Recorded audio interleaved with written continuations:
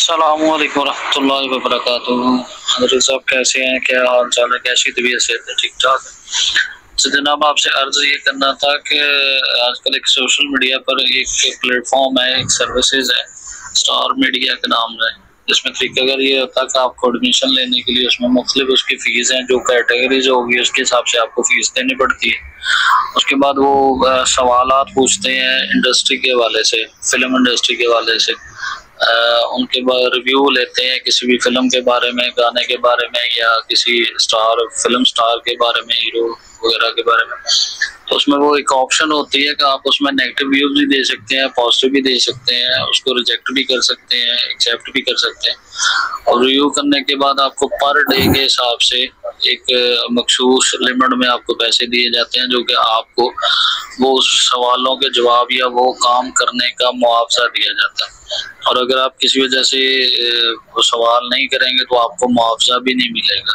तो क्या इस सूरत में इस तरह की ये गेम या सर्विसेज खेलना या इस तरह से काम करना और इसके पैसे वसूल करना ये जायज़ होगा या नाजायज़ होगा?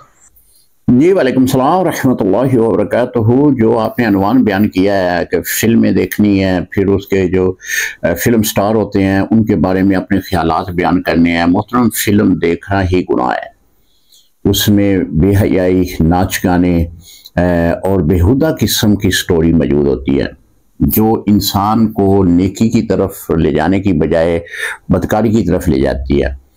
तो जो उर्फ़ी आम में जिसका नाम लेना ही ठीक नहीं है, फिर जब नाम लेंगे तो उसके ख्यालात जो जहन में आते हैं वो ख्यालात ही शैतानी होते हैं। तो उस पर कोई भी इस तरह की ट्रेडिंग करना ये जायज़ नहीं है। आप किसी अदाकार की, किसी भी उसके फिल्म के अंदर काम करने वाले शख्स के बारे में या तो उसे कहेंगे कि ये अच्छा किरदार कर रहा है, अच्छा ये फनकारी कर रहा है, तो ये भी आपके लिए ठीक नहीं है। या फिर आप कहेंगे कि इसने ऐसा नहीं किया, आपकी दिलचस्पी जो है उस बेहुदा किस्म के प्रोग्राम की तरफ बढ़ जाएगी। तो जब भी किसी बेहुदा किस्म के प्रोग्राम की तरफ आप राग़िब होंगे तो आप शरीयत से दूर हो जाएंगे। लिहाजा अगर आपने रिज़्क़ तलाश करना है मोहतरम, किसी ऐसी चीज़ में रिज़्क़ तलाश करें जहाँ पे इबादत भी हो और रिज़्क़ भी मिल जाए। रिज़्क़ तो जहाँ पे आप तलाश करेंगे उसी रास्ते में मिल जाएगा। यही इख्तियारात अल्लाह ताला ने इंसान को दिए हैं।